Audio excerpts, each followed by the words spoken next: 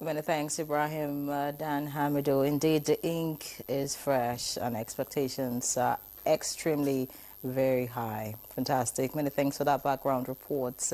Now joining us right here in the studio to discuss the passage of the tax reform bills. It's a pleasure to welcome right here in the studio Professor Paul Namchi, Member, House Committee on Finance, Member, House of Representatives, representing Enugu East and Isuzu Federal Constituency, all the way from Enugu State. Many thanks for joining us, Thank Honorable. you so much. Like Claire would say, Honorable Prof. All right. Also here with us is a professor and, of course, a regular guest on the program, Professor Uche Waleke, Professor of Finance, Professor of Capital Market, Nasarawa State University. Many thanks for joining us. Thank you so much. Good morning, Nigeria. Like we said, before we came on air, that you're beginning to look like a politician and a professor all in one. It's rubbing off. Please, that's my lecture. I don't go there so that I don't get. You're losing him to politics very soon. So that I get good grades, so that I get good grades. Prof, it's always good to don't listen to her. But of course, let me introduce Yushau Aliu. I mean, he's a familiar face, always on Good Morning Nigeria, or you can catch him, of course, on Nigeria Today, which is, of course, a program on NTA News 24. Yushau Aliu, thank you very much for joining us. Thank you. Good morning, Nigeria. All right. Thank you. Okay, let's quickly start with Professor, and we must add, but that's not professional now, Honorable. It's a mark of respect. Yes, Paul Namchi, because he's a member House Committee on Finance and also representing Enugu East and issues of Federal Constituency, Enugu State. So we'd like to start with you. Please help us unpack these tax reform bills. We hear 4, we hear 2, we hear, and the harmonization between the Senate and the House of Reps. Just unpack it for us so that we understand what we're, expecting. Well, first, I will just say that there are 4 bills, of which is also presidential executive bills. These bills have been to the House.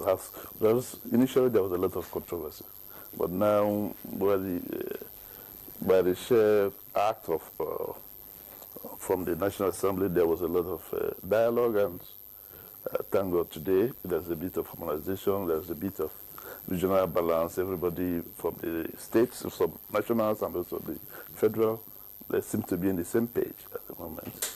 And the House of Representatives have also last year wouldn't finish their own bill, and now I think yesterday or so, 2 days ago, 2 days ago. Graciously the Senate has now concluded theirs. Among these bills, there's the change. Well, all the FRS will now be National Revenue Service. There's the establishment bill. There are 2 establishment bills. Then the other one will be the. I won't mention their name, but there are 4. But most importantly, what is of interest to the public is what are they getting from there? What is the stabilization? However, it's not yet a bill. It's not yet it's a law. It's law, not an act, yeah, because it hasn't been assented to. Because when it comes to that assent, after harmonization, however, I don't think there isn't much thing to be harmonized. They seem to be similar in approach from the House, from both Houses. There's a lot of new things that is coming out, like development levies, and also the threshold of income has also increased. That's if you earn less than 800,000, you're not supposed to pay tax. That's tax exempt, but it's also progressive, which is also very important. There's also things about for business. The CIT has also changed, maybe up to 50 million instead of the usual 25 million. So we're expecting that after assent, there will be a lot of maybe passing the first implementation model hurdles, which is usually the case. And after that threshold, I expect there will be some gain for the individual, and also some essential our household and essential items has also been exempt from tax. So, which means one expects that there will be some changes in the stability in pricing and also the condition of living in the country. Maybe I think it's becoming a bit simpler, and that's why most of those tax bills were breaking into four, whereby there's a combination, but there's input from state, there's input from the federal. So merging both, I think there will be some good traction in the society, I hope. All right, many thanks, Prof, for your opening comments. Let's get to Professor Waleke now. I'd like to hear what you think about this tax reform. Of course, we've had you, several times talk about this, but now that it's been signed by the Senate, and of course, we're expecting the House of Reps to do the same, and of course, eventual passage. How would this bills, impact Nigeria's economy, particularly in terms of revenue generation and economic growth? I think it's going to be positive.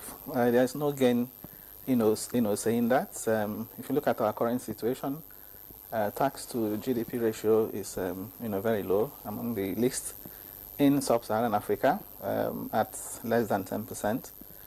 The target is to, get it to as high as 15%, which is the average that you find, or even, 18%.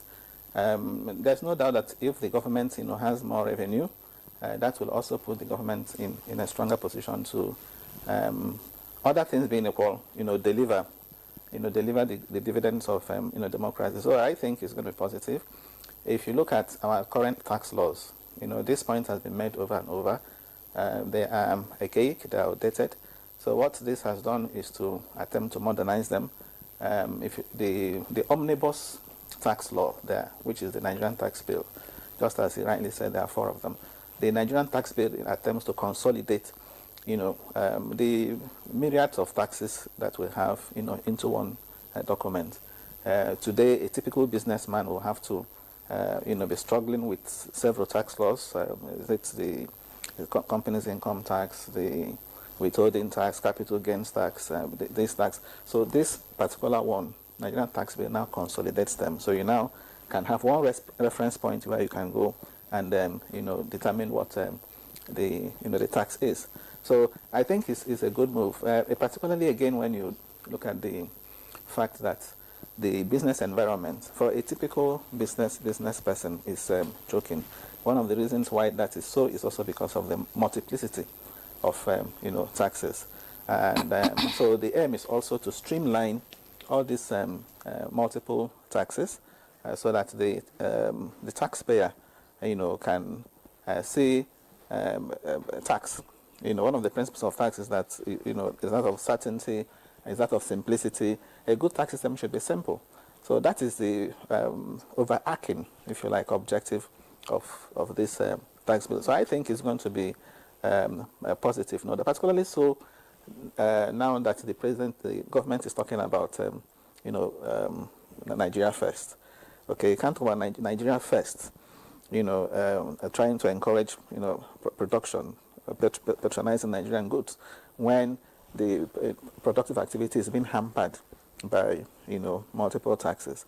And then, just as you also mentioned, by the time you reduce the taxes individuals are paying, you have a progressive tax system that which is such that the your personal income tax is now, particularly for low income earners, it's now reduced. What does that do? It will increase their disposable income. And once disposable income is increased, you should also expect that should translate into improved economic activity, in the country. Only yesterday, the World Bank, was talking about an improvement in the GDP projection for Nigeria, to 3.7%. Recall that the IMF had put the GDP growth rate at 3%. So for us to even attain that GDP growth rate, there needs to be, improvement in aggregate demand. And part of how that will happen is where you try to reduce the tax burden, on the taxpayers, which is also what I think these tax bills are geared to do, to reduce the tax burden, not only on the part of the, the business owner, but also on the part of low-income earners. That's important. All right, Prof, thank you. Yushao, I know Prof has talked from the perspective of a professor of capital market. You will now break it down so that the people will understand what we're talking about. This is, a bill that has generated so much controversy to the extent that even the governor's, platform, came hard on it. So now that the, two arms of the National Assembly, have, passed the bills and are about to harmonize, how do you evaluate that, and what does this harmonization, what will it mean for every Nigerian, including you and me? To educate, I will start from you, because you are an adherent of tax evasion. But what? No. Okay. Now, apathy. Let me change the word. Naturally, not you alone. Naturally, this stems, this apprehension, yes, stems from, academic process. In the past, those of us who are arts inclined, anything that has calculation, yes, we tend to, are you with me? I'm not with you. So, you're not with me. Okay, so because she studied sciences, I'm a pure art student. So from the economic but I do we pay are my friends. taxes. We are friends to figures, and taxes. There is no way. When you talk of society, you are speaking about family, but those within the family knows what it takes to be part of a family structure. The same thing applies to an economy. When you take taxation, no state can function without taxes. Okay. That is the first thing. But it is natural behavior of human beings to shy away from paying taxes. That is why taxes are coming in two different directions, direct and indirect. People pay more of indirect taxes. They don't care because they are maximizing their own satisfaction.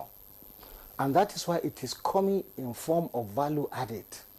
So, but let me be simplistic enough to emphasize that tax reform, the procedure that has been in the National Assembly, was a very holistic one.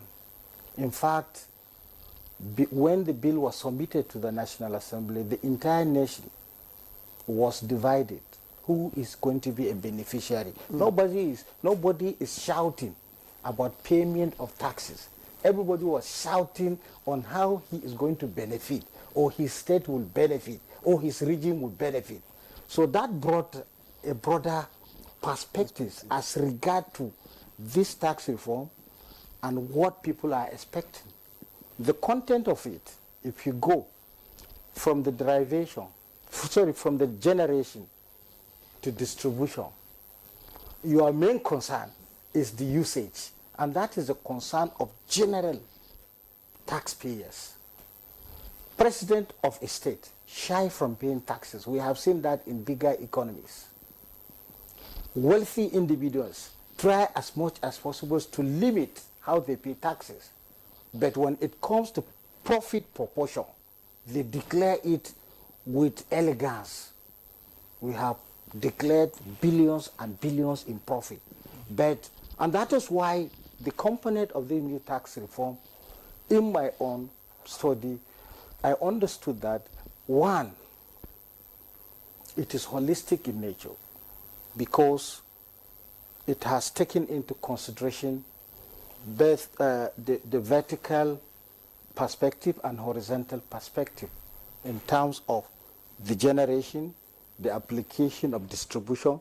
But our own concern is not those who are exempted out of it, but how efficient these revenues that are going to be distributed are going to efficiently be used to bring about that economic growth. Because the main concept behind this tax reform is to have an economic reform that will be inclusive and at the same time that will involve every sector of the economy and every individual in the economy.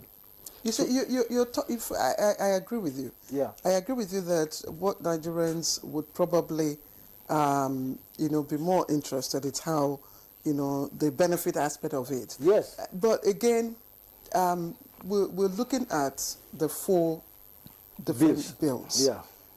Let's begin with the tax administration. Yeah. The administration of, the governance of it. And explain to us, how this would probably address the issue of multiple taxation that go on at all levels across the whole sector. Is this just going to be, a new tax system in name, just a change of nomenclature? No, at all. Before this reform, there were a lot of controversy of applying different taxes, state, federal, and local. In some cases, let me give a good example of Abuja city today. Large number of those who are paying pay as you earn are working in Abuja, but they are residing in either Niger State or Nasarawa State, in some extent Kogi State. Now, there were a lot of conflict in terms of administration by the Joint Tax Board. Now, what proportion and who is taking the larger or who is taking the salaries of somebody who is sleeping in another state or working in FCT? So that controversy remains a very serious loophole as far as tax management is concerned. But this new tax has come up with establishment, and it has come also with an arbiter who will now look at, if you have a complaint, either as taxpayer or tax collector, you can go and administer the conflict amicably. And that is why instead of having joint tax board, we are having joint revenue. Because the concept general is the derivation of revenue and distribution of revenue based on agreed percentage as specified by the reform. So in administering, 2 concepts are very critical. Who is going to be the chairperson? Who are those going to be elected from the 6 geopolitical zones? And what are the criteria? And at the end of the day, not only those principal officers who are to administer the tax in Nigeria, what are those measures that can remove any erring officer who will be found wanting in doing one thing or the other that is contrary to the harmonization and execution of the tax principles as enshrined in the new bill? So, I don't know if Prof, I want you to also explain to us how, that multiple taxation, challenge will be addressed by this new tax administration, bill. He has just told us, for instance, like the example he gave, someone working in Abuja and residing, let's say, in Nasarawa, if he or she has a tax problem or issue, he will now have to go to maybe a tax tribunal and lodge his complaint, and then it will take another process, to look into the complaints. I don't understand. You help us and make sense out of all of this. I think there's also some areas I think that I will just put up very well. Each state has a representative, but each region has also representatives. Representative where? In the establishment, the NRS, that's the Nigeria Revenue Service. Okay. So in this case, so you have, apart from the tribunal, you also have the state representatives to also go and air for some of those grievances. So, but when it starts, it becomes something that cannot be shelved or solved or explained at the first instance. Then that's why nobody goes to the tribunal first. There's the other places you have to explore. You try to explore some of those things. that might actually give you the answer you want before you start moving to. However, you also look at what he just said about sleeping the other side, and also actually the tax bill also provide for where those money is being spent, where you're earning those money, and where you're spending it, distribution of the states. The states have an input. Usually FIRS is just the federal that, and it has also come this double taxation where state will ask you for this, federal will ask you for this. You end up paying a whole sum of money. But now, you now have that ability that this, because most time before now, it is difficult, and that's why somehow, myself, I was so happy with the controversies that came with it. The controversy came with it, but also awareness becomes also more plausible, because the controversies made a lot of people to actually be aware. They also have benefit to derive from paying tax. It isn't about that this tax is being used for government, but it's also you also have some benefits that comes from, like Nile Fund has also been gets their money from the development fund, and there are a lot of other things, debt fund too, and others. There's a lot of benefit for the people, and what we're now talking about is how is it going to be implemented? What is the timeline after assent? But also, you also look at there are certain thresholds. There's people in several places that when they carry their vehicle, maybe the keke and come, people tax them. But you also have to find out how much does he earn. In a year, does he get up to 800? Because I think the threshold now is 800. I think that is zero. After 800, it becomes 15%, 10%, 15%, 25%, as the threshold may be. They also have things like the global standard, where certain multinational companies are taxed differently. You also have tax incentives, like and grants. How many persons know that the federal government also offer grants for companies? These are some of the things that are in the bill that you can see as a bit encompassing. It is not only that the government is taxing it, but inside the bill, you also know where the money is going to. Okay. Because where the money is going to also makes it sense. Like you said, a lot I'm not talking about where the money is generated, but what is coming to us. All right. But not. Many thanks, Professor Namji. Let's get to Professor Waleke now. Professor Namji talked about the benefits. I'd like to know what sectors you expect will benefit most, from these reforms, and then how do SMEs, small and medium-scale enterprises, how are they impacted, by these reforms? Yeah. Well, one is even the attempt to, streamline the multiplicity of taxes. If you look at what happens currently, a typical SME or even MSME, pays millions of taxes, officially as high as 60, officially, unofficially over 200, taxes.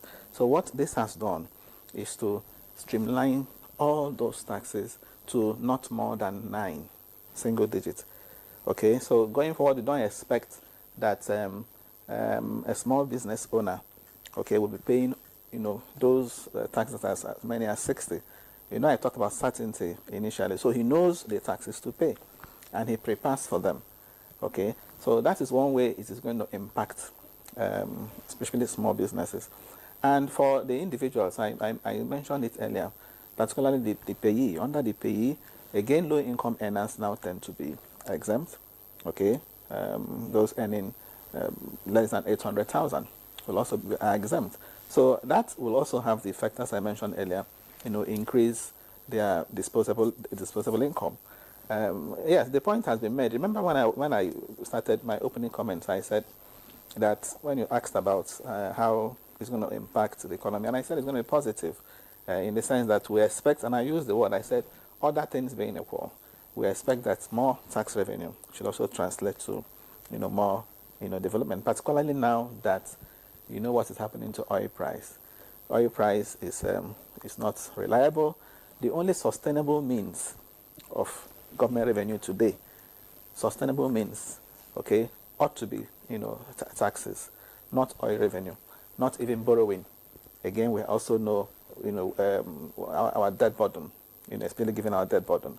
So when I say other things being equal, it's also an assumption that the taxes that will be collected by the government at all, and all tiers will be effectively used. Now, there is a point I want to also make here, and that point is that the committee that did this work, by the way, I want to commend them for the effort they put in. The committee that did this work is the Presidential Fiscal Committee, Committee and Tax Reform. So it is not, the committee didn't just do work on taxes. The focus now appears to be on taxes, revenue. The committee also worked on the entire spectrum of fiscal policy, including spending. So there is also a recommendation on how to spend this money when it is received. So, and that is why I think the two sides should also be taken together. Okay, revenue is coming in, that's the tax. Okay, and then how it should also be spent. And that's why, to my knowledge, I'm aware that there are recommendations with respect to, for example, what should be put in the budget.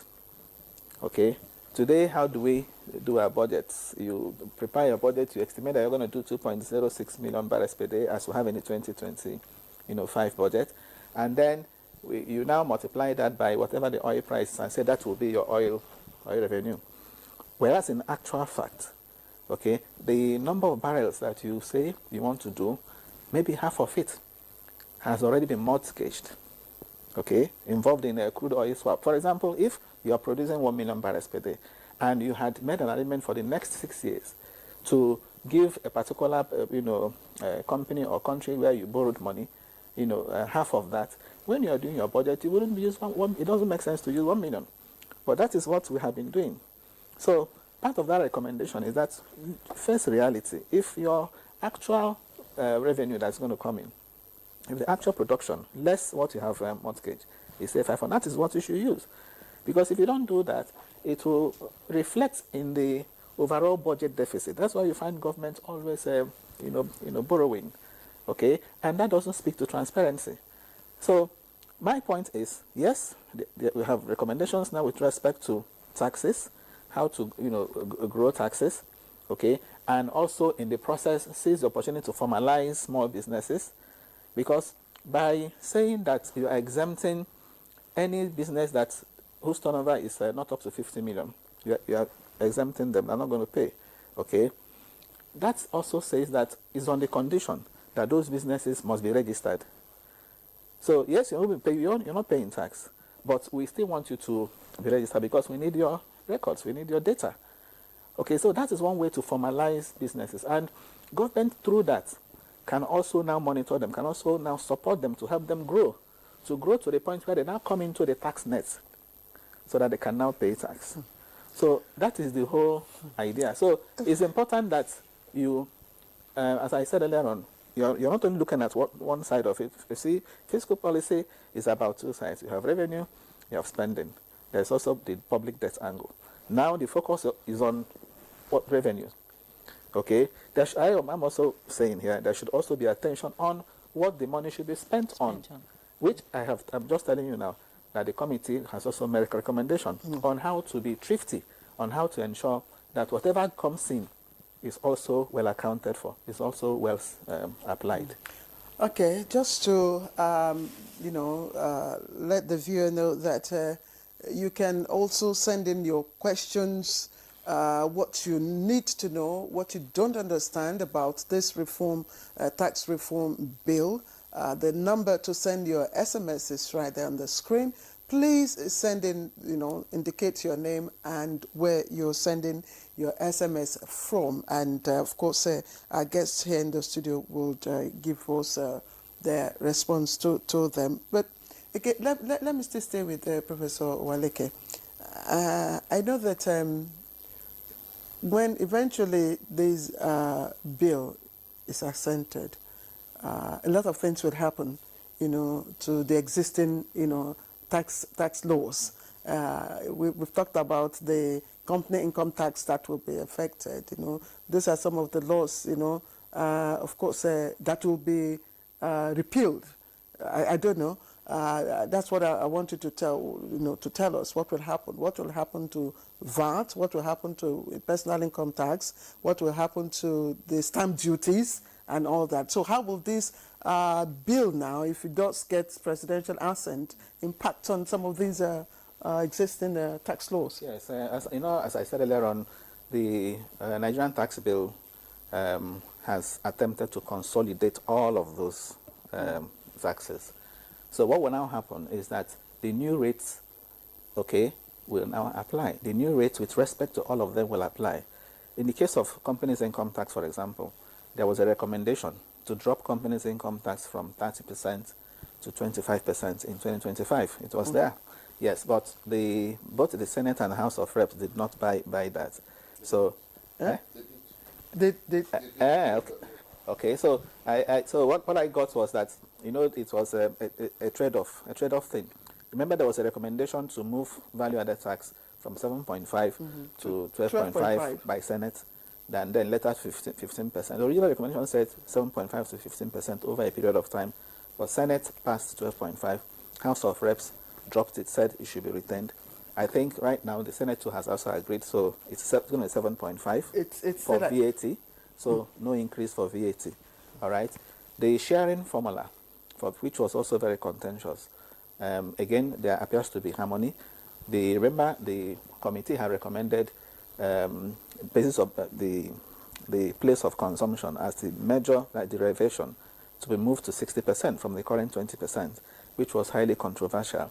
But the National Assembly reduced it, House reduced to 30%. Now the derivation is now 30%.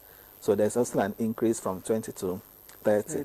But if you look at the vertical distribution of VAT, what was recommended, currently it is 15% for the federal government, 55% for the states. The states and local government. Yes. No, 35% for states. Yes, for local government. For local government, 35% for local government. Yes, and 50% for states. No, 55. 50% for states currently. Yeah, but the recommendation is that the federal government should now sacrifice 5%. So federal government has been reduced to 10%, while the 5% of federal has now been moved to states. Okay, so this new rate now will now apply. So what it means is that for VAT sharing now, the states and local governments will now have more money than the federal government. So that will apply. For personal income tax, for example, the new policy will also apply.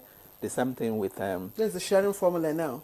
No, the sharing formula for VAT, I talked about it. Okay. The new one is what will apply. Okay. And it is expected that by that new one, states will have more money. Okay? So when states will have more money. And even when you use the new derivation principle, it's also expected that a lot of states will have more money. And any state that may have any shortfall, for example, from the personal income tax, the new rate for personal income tax, personal income tax is collected by states.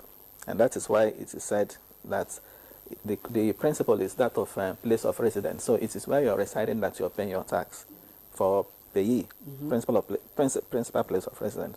So if by implementing the new payee that says those earning up to below 800 now will no longer pay tax, who bears the shortfall? It is the state that used to collect the tax. Remember that those who earn above that 800 will now, there was an increase in the percentage of tax they're going to pay. Yes, but the point is that the people base, like Henry and I will now be paying ×2 of what we're paying now. Yes, the point is that the base, a lot of people fall within that base.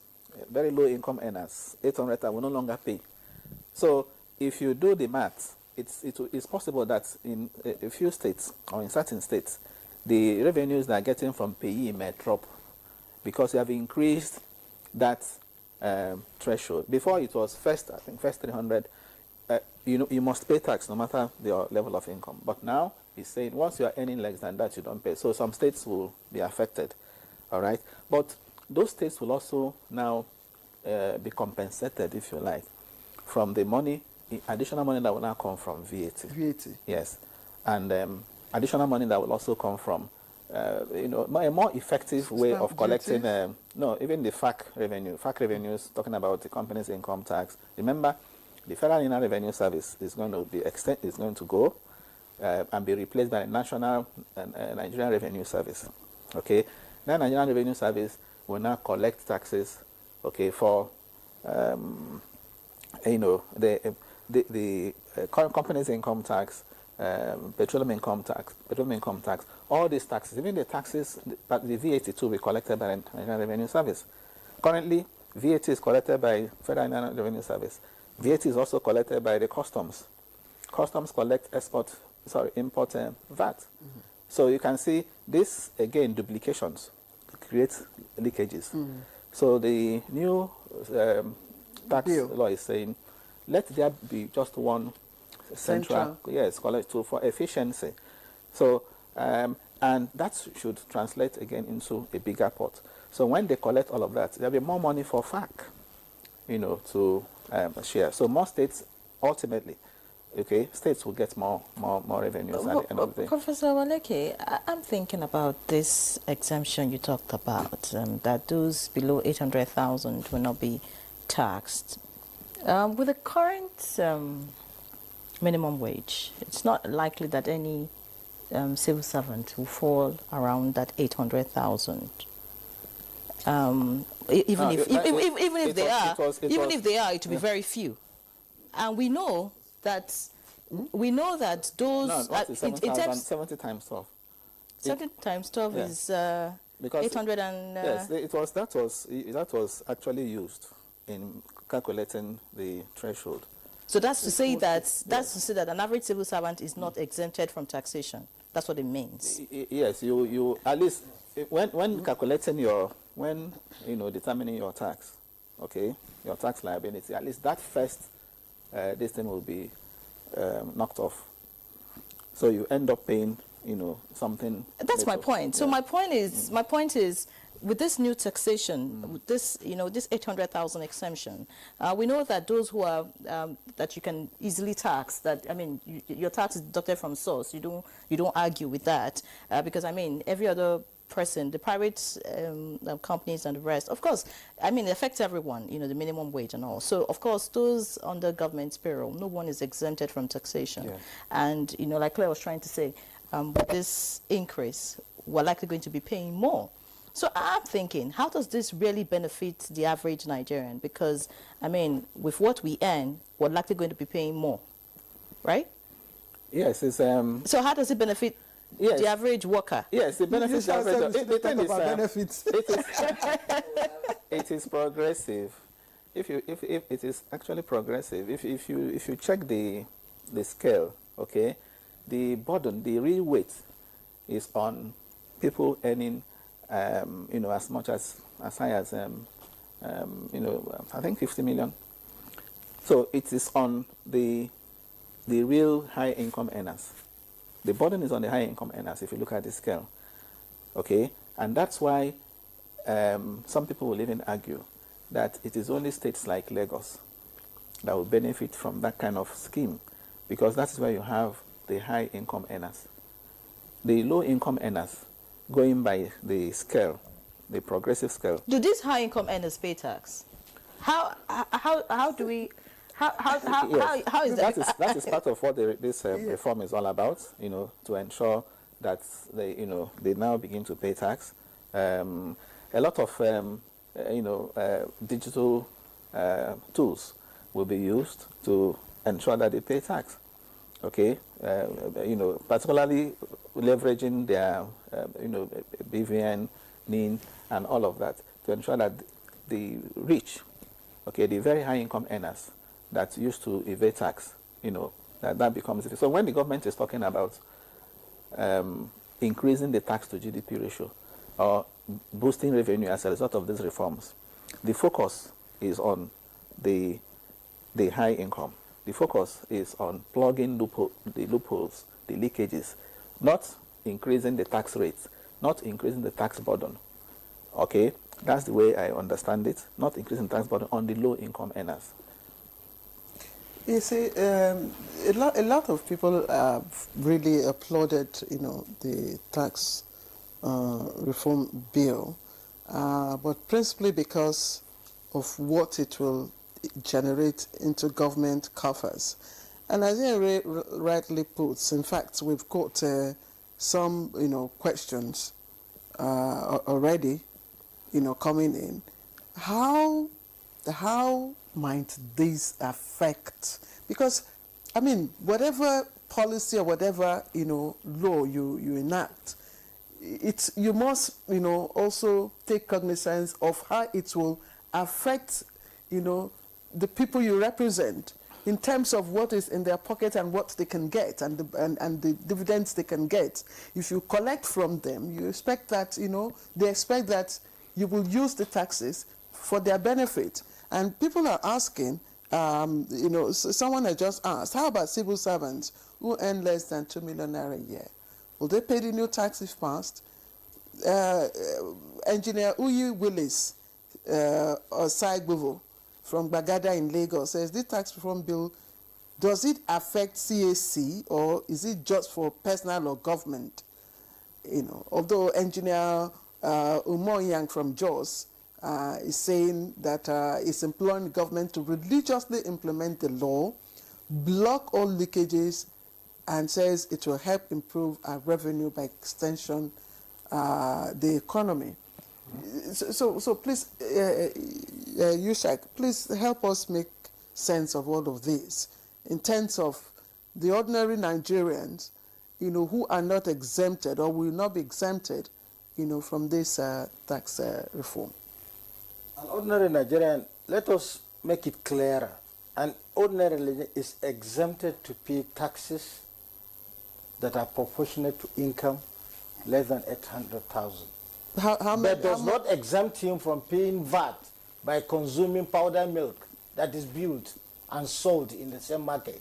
I have a question here. Yeah. Maybe I should read that so that it will guide your response. Yeah. This one here says, the women under the hot sun on the streets are given tickets to pay as a form of tax.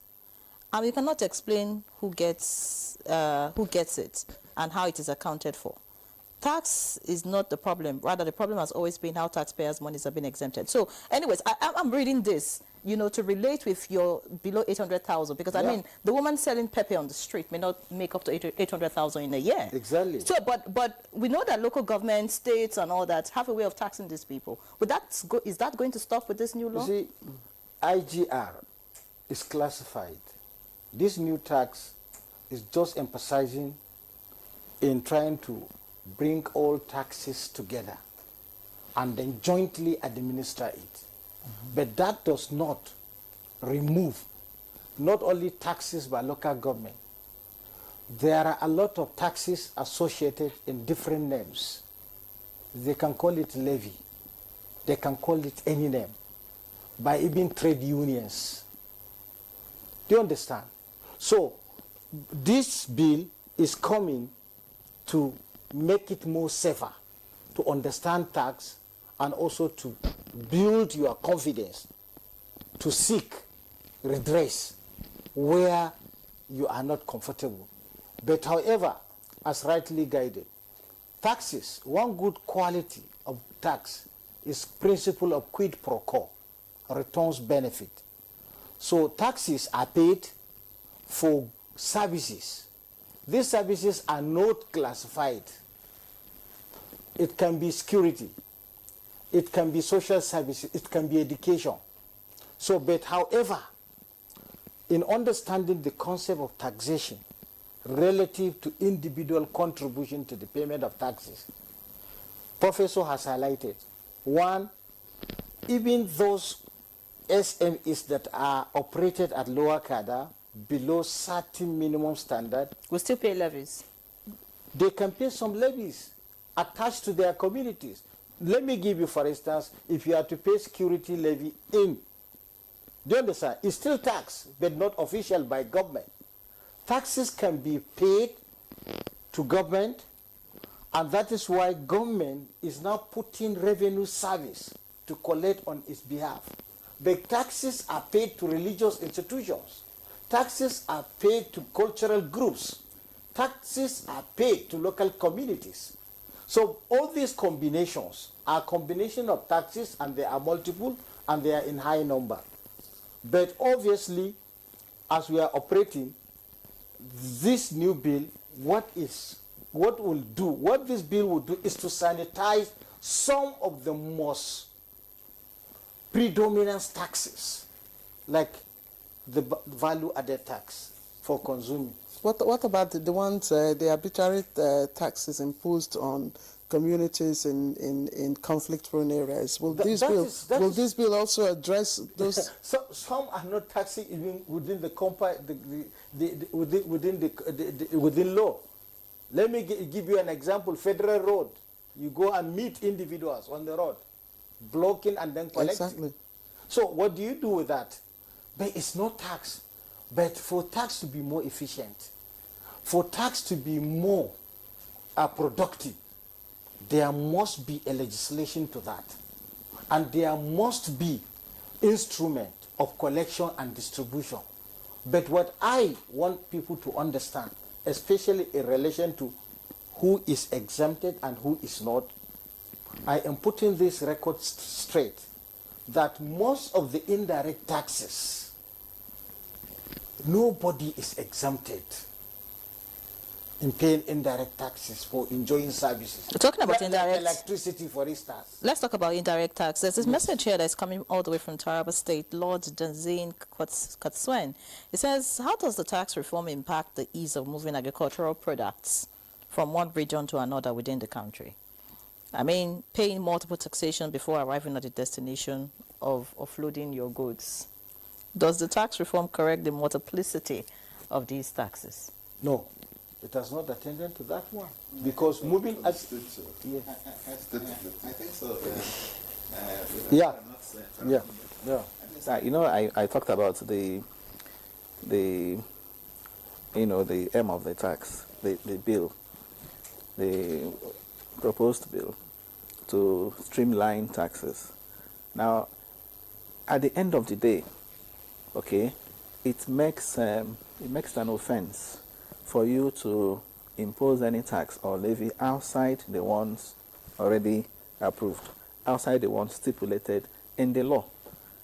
So going forward, okay, any government agency that imposes any tax or levy outside of the ones stipulated, okay, will be disallowed. State governments, you mean? Yes, no, even the person talked about moving goods from one point to another. Yes, so you cannot now start mounting roadblocks. So who implements this?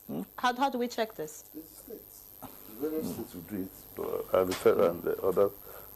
Sorry, I think. I mean, are we going to have tax officers stopping people from paying? Of course, there will be a lot of. There will be people employed under NRS. That's the one placing that. That's why you used to have representatives from states and representatives from region. But above that, I will also say that the other benefits that are also accumulated, not actually checked.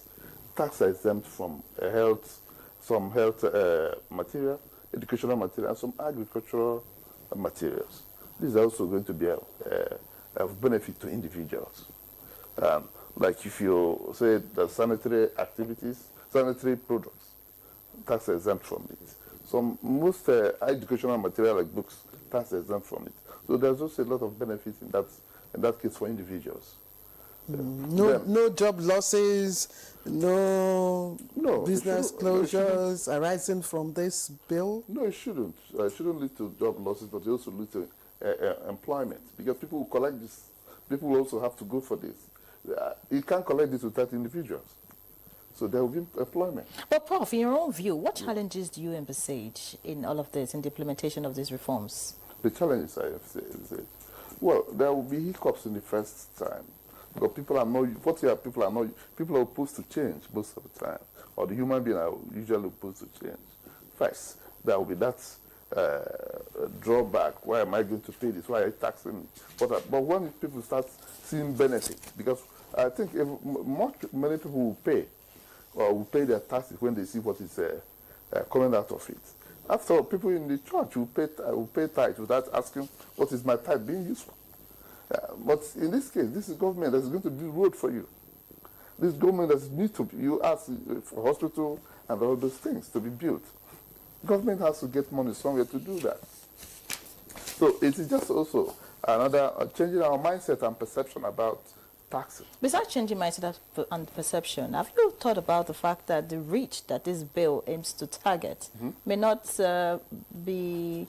I mean, I'm just thinking, how do you want to really... Someone who earns 50 million, how do you want to know? I mean, he has... I think you have an account. You have an NIM. No, but you know the way rich people do their things. Is it about the accounts? Yes, I think the question should even be, how does this, bill, or how will these bills address the issue of tax evasion, especially, multi, natural companies, institutions, government agencies, MDAs. We've seen a lot of these big companies evading tax. So how will this address the big companies you're talking about has this multilateral standard. That's a global standard. When you earn, I think, $970 million there is a standard thing that is global. But we've seen some of them not remitting their tax. Of course, you also have to do your work to check it. You understand? Most times, the human beings are wired in a way that if they don't see any stubborn object on top of their head, they don't do what they're supposed to do. It's not like when you see traffic lights, you break it. It's because you just felt nobody's seeing you. So when there is these checks around, they will pay. There's no 50. Those amounts pass through banks to get there. I think I would also say that most times the people for how much they earn unofficially are the rich ones. Yes. They might diversify, but most of those money pass through accounts. And now you cannot. There are certain things you can't deny with your NIN and your account is streamlined. That the government can always see what you have and what are coming into your account. So it is easier now that almost whatever, if your NIN is put, every account you have will show. So it is easier to even actually collect in this moment than before. Talk to us about the tribunal and the ombudsman. I hear this. We must take a break, but please keep the question and hold your thoughts. When we come back, you speak to us about that. You're watching Good Morning Nigeria, and we're looking at the tax reform bill. We'll be right back.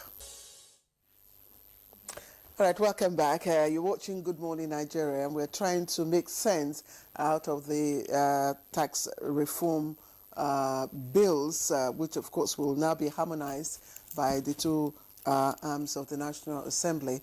I asked Professor Namchi, to explain, the roles and responsibilities of the tribunal and the ombudsman. Well, the tribunal is I think, in such things is both ways. And the individual can approach it, but also government can also approach it. So also when you have evaded tax, and they have found it electronically and all that what you said you've paid is less than what you earn is less than what you have paid. So it is the government will also drag you to the court. In as much as when you also feel that you have been unfairly taxed, you also have that right to go to the court to approach the ombudsman to make sure that those things are redressed and the tax paid back or the tax reduced, as the case may be. Because there will be, one envisage, there will be a lot of conflict. This is a new regime, a tax regime. There will be a lot of conflicts resulting from both companies, because especially the ones that are producing certain things. Let me give you an instance. There's some companies who are not exporting anything, but they have found themselves in this export processing zone. And they won't be taxed, but they'll just carry that in and come and sell in the markets. This is also, in this case, this is meant, companies being there, are companies that are meant to export things. They are not being taxed because it is thought that they are export-free zones. There's a lot of those places today. So the government will now ask them to show them evidence of what they have been exporting and why, and also provide evidence of what they have been selling to the public without tax. This is one of some of those reasons. You also have companies that will feel that because all this threshold will be what people start to manipulate, whether they are under or they are above. Even when people have gotten above, they will just claim they don't. This is what happens. There's also civil servants that will also think that probably because they're taxed as civil servants, their business should not be taxed. But they are quite different. So this is encompassing. But you can also come there for also lodge your own complaints that they are being double taxed. Like you're saying, people moving their goods to others. If there's no VAT in the agricultural produce, why not? You can come and lodge complaints, because these are also what most things happen in the country because people don't go to court. So the moment people start going to court, because they know they will it will either stay protracted and not get justice on time, yeah. or justice will be delayed. That's why people. No, there will be people are encouraged to seek alternative ways of dispute resolution. So you find that most people today would rather not go to court to resolve their issues. I'm just reacting to the point that you've talked. Yes, but I also think that since this is going to be things that affect everybody, there will be multiple costs. But I also think that people will also find it difficult, because the ombudsman also will resolve certain conflicts. But at the same time, when that could not be done, you go to court, approach the court. Assuming somebody, I don't want to mention a state, assuming somebody now is forced to pay a particular tax on, let's say, wheelbarrow or radio or television or something, and all that, can that individual approach the tribunal? For radio? The radio tax is actually a local government tax. You understand? I also have seen sometime in the past where they are contesting that with the media houses, that it should be media houses. Like in Germany, those things are classified. You pay for TV if you own a TV, even if it's not working. They tend to tax you for having it. Germany, for example, does that. But in Nigeria, it's not so. So these are different. But what I'm trying to say, what I could say in this is that the tribunal and the ombudsman has a lot to do. I remember it has been removed now from the regular courts that you will see that. So there will be easy disposal of cases, and also it is easy for people to also, when you go and get justice, others will emulate. Why people don't go to court is because it is protracted. You also have to spend a lot to get there, and probably you also have to get a lawyer to defend you. But in this case, with the ombudsman, you can come yourself and do that. There's evidence. Financial things will always go with evidence and data. So it is easy. They go based on that. They are easily dispersed. Ishak, what do you think? Do you foresee hurdles here? A lot of hurdles, because we have not exhausted our tax base. You buy a refrigerator from a departmental store, you are charged value-added tax. You buy a refrigerator in the marketplace, you don't charge. You buy a Tokumbo car at the car stand, no VAT. So keeping these books becomes necessary for each and every taxpayer. That is one of the things which I want government to look into, so that those who are to pay taxes, government can access them. That is one. Second, these multiple taxations that we are speaking, like what I was asked before, if you check, for instance, to transport agricultural produce from one locality to another or from one state to another, you are subjected to different local taxes. These local taxes are killing businesses.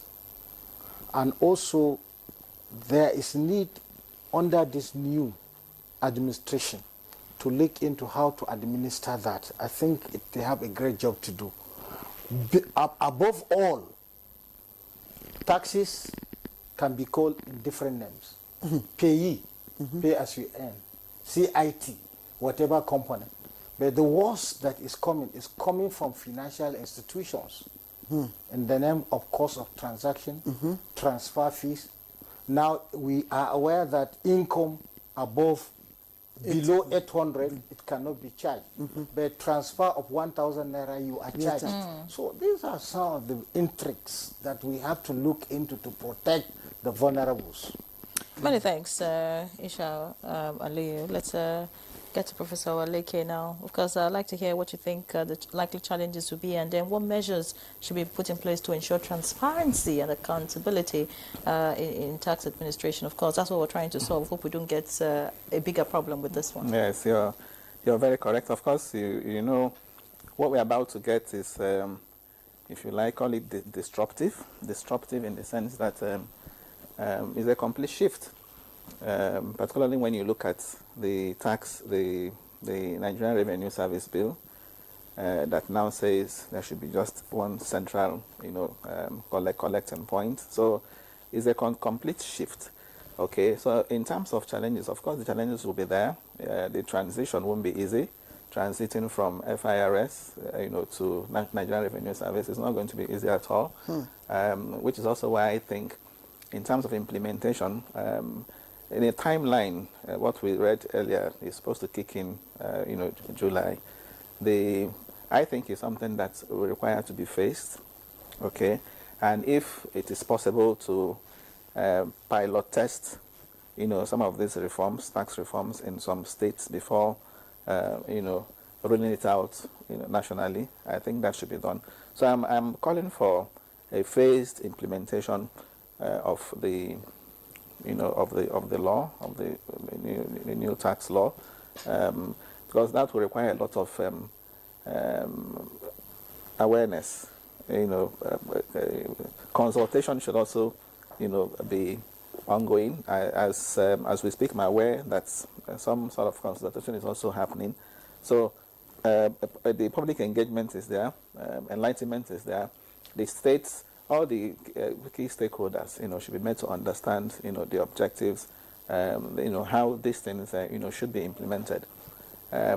Now, there is something I also want to mention here, with respect to particularly the VAT. Okay, the VAT, yes, the rate is being retained, but the VAT has also been reformed.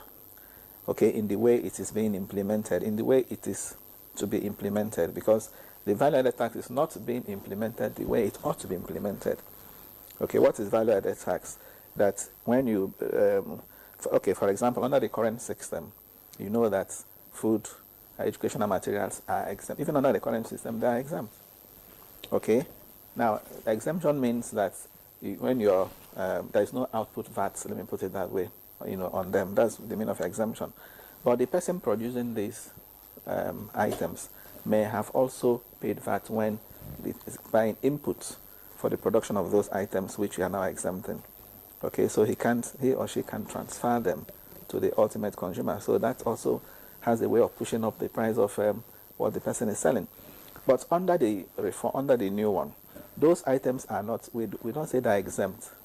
The new law says they are zero rated. Zero rated. Zero rated means they are expected to pay 0%, VAT. And when you are zero rated, it means that you are now allowed to recover your input VAT. In the current situation, the person producing anything that is exempt from tax cannot recover input VAT. But under the new system, which is zero rated, so food items, medicals are now zero rated as opposed to the current exemption. So they can also now recover input VAT. So when you can recover your input VAT, whatever you paid as input VAT, you are now not going in a position to now say, because you're paying 0%. So what I'm saying is the reforms we are having in VAT, will ensure that it works well. Will also ensure that even the prices of good items, these basic items, are not really affected, by VAT. Okay. Prof, thank you. And there are those, of course, a lot of businessmen. I read Muda Dr. Muda's comment about this reform bill, he was quite optimistic. Yeah. Of course, that this will open up, businesses and, of course, access to credit and all that. But in terms of accountability on the part of government and, reducing leakages in tax collection, how might this happen? Let's start with you. Accountability starts with integrity. Those who are to be appointed, we are expecting them to deploy the right technology. And by deploying the right technology also, by distribution. Principle of equity, that's equality. Principle of population. And then, above all, consumption has to do with relativity. So, once this distribution is made, we are expecting state and local government that are the major beneficiaries to translate those taxes to the taxpayers, because in a local government they have the population. Accountability also will start from bureaucratic integrity. What I mean here is, let us shift from basing our budget with crude oil. We have the reform now. 2026 should be a test period, because we have seen how prices are destabilizing our fiscal intentions in 2025. So once, as suggested by Professor Waleke, we pace the implementation, and from there we also pace the accountability test from the authorities that will manage the revenue service to the officials who are going to benefit, because states are the beneficiaries, taking from the federal government the 5% added to their own. So that shows that they are to be more realistic in terms of service delivery. All right, many thanks, Shirley. Professor Namche, I would like to hear your final words as we begin to round off the conversation. What you expect from government, what you expect from the Nigerian Revenue Service, of course, the center of all of this, and of course the Nigerian people to make all of this work. First, I would say that we expect improved life conditions, because a lot of things will also be stable, like the food items. Well, I also know that there will be problems that the hotel will buy food and also charge you tax when there's no tax or tax to them, and they pass VAT that nobody charge them to you. These are things. There will be a lot of rigors, but I also think that there's need for change, and also people must be receptive about it. But it is for the good of the country. I also need, because you need amenities, all this will come from VAT. And this VAT, the current VAT is necessary. Current reform is necessary for the good of the country. Because, as you say, we'll move from just what's the normal oil revenue, plug in and plug out, that goes. Then at the same time, also encourage also companies, our people to also know that there's need to pay tax. In fact, just before we let you go, I have two messages, SMS. Will states that ban alcohol drinks benefit from VAT paid on alcohol in other states? What will be the status of NCC, Port Authority, Customs, Nigerian Local Content Board, and other revenue-generating agencies under the recently passed tax reform bill in terms of levies and other charges collected by these agencies? Bello Ahmad Sakoto. Yeah. Okay. Yes, all those agencies, whether it's Customs, MPA, and the rest of them, yes, they may be in a position to assess the tax, but the collection will be done by the Nigerian Revenue Service. So everything will be centrally collected, and as I said earlier on, it's meant to plug, leakages and avoid duplications. Okay, in terms of how to make it really work, there is a need to reduce the trust deficit, that we have in the system, by ensuring that, I talked about a balance. So we are talking about revenues, which also be focused on the spending, how the revenues, should be spent. So it's important that every kobo, is well applied, and that's where that's when you can see a reduction in the trust deficit. Where we also saw what happened yesterday, which gives me hope that we are beginning to get it right. Yesterday, I'm talking about the Sukuk bond, the Sukuk that was issued by the federal government. For the first time, we were able to do 300 billion, Sukuk, and we know Sukuk is purely project tied. So we know where the money is going. You're borrowing, you also know it is for roads. Okay, so that is that's what the people want to see. The approach. The approach. It's not just borrowing and then, we can't, really pinpoint what it's being used for. So when we continue along this path, I'm sure we will be able to build trust. But in terms of accountability and transparency, it's important to have maybe this time set up. There should be an oversight.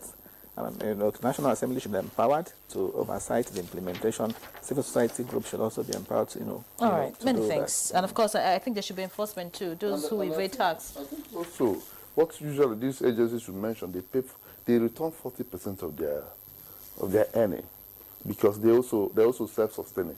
So government doesn't give them money. So, but what is necessary now is this 40%. And that's why the actual collection, the NRS will now come in to make sure that 40% It's 40%. It's 40%. All right. Many thanks, Professor Paul Onabchi, Member House Committee on Finance, Member House of Representatives, representing Indigo East and Issues of Federal Constituency. It was a pleasure to have you on the program. My pleasure, too. Thank you very much. Professor Uche Waleke, Professor of Capital Market, Nasarawa State University, thank you so much. Thank you.